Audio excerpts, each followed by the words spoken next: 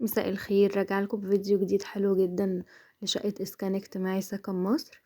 الشقة دي من تنفيذ شركة منظر ديكور.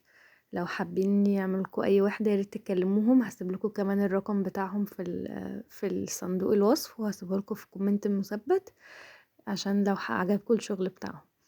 بصوا هم منفذين واخدين الوحدة ومنفذين فيها كل حاجة من سيراميك للمطبخ لأرضيات لدهانات لكهرباء لكله. بصوا هنا فاتحين المطبخ على الصالة بالشكل دوت.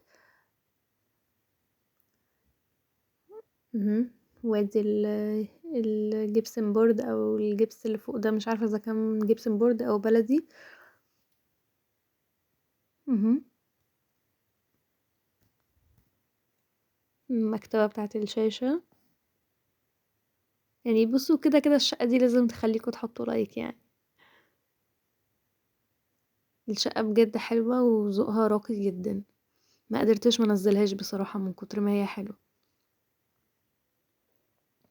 كمان هي دي سكن مصر، مش اسكان عادي، بس كده كده هي نفس التقسيمة، هي بس المساحة هنا اكبر شوية، اكبر حاجة بسيطة، لكن برضو تقدري تعملي نفس الافكار بالظبط لو عندك شقة اسكان اجتماعي عادي.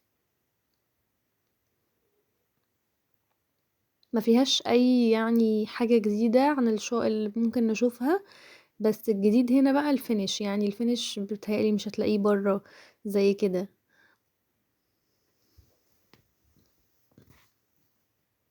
الفكرة بس كلها في المطبخ المفتوح، لو مناسب معاكي وحابة تعمليه تمام، يعني هو شكله لطيف قوي. ودي هنا غرفة الأطفال غالبا، لأنها باللون اللي هو البينك وكده. يعني بصراحة من المرات القليلة اللي عجبني الشكل دوت في غرفة.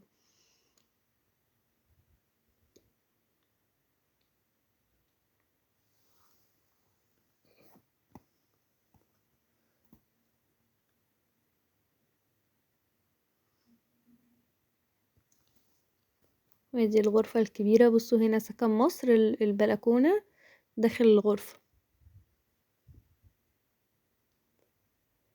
اهي.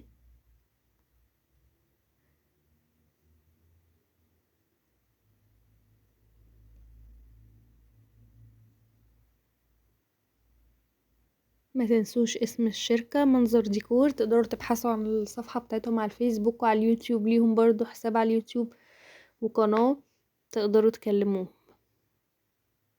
لو وصلتي لحد هنا ياريت تشتركي في القناة وتفعلي الجرس واشوفكم بخير في شقة جديدة ان شاء الله.